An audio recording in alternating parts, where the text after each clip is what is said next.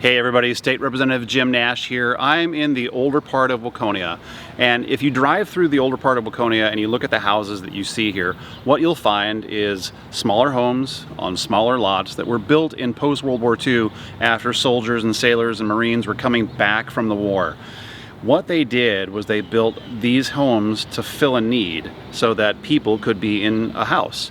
Well, fast forward to today, right now the state of Minnesota is 106,000 housing units undersupplied. That's a big number.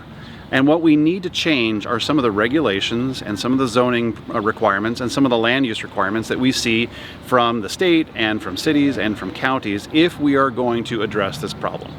There is no way currently that we can build with the supply issue that we have at hand and meet the supply need.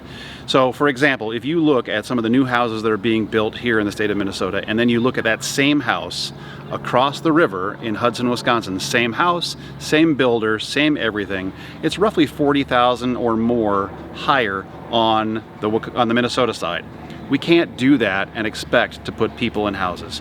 My vision as your state representative, my vision as a dad is be able to see my children locate in the city or the state that they grew up in if that's what they choose. Right now we're not building enough houses, they're too expensive, and there is a part of the equation that comes from overregulation, municipal government, county government, state government, building code requirements, all the different things tied up together.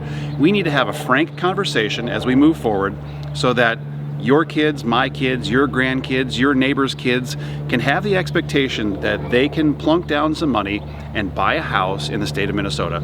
This is critical if we are going to see our workforce develop for the long term and keep people here in the state of Minnesota. Because of my commitment to fixing housing, I am also pleased to tell you that I have received the endorsement of Housing First Minnesota, the leading group for builders and housing development here in the state of Minnesota.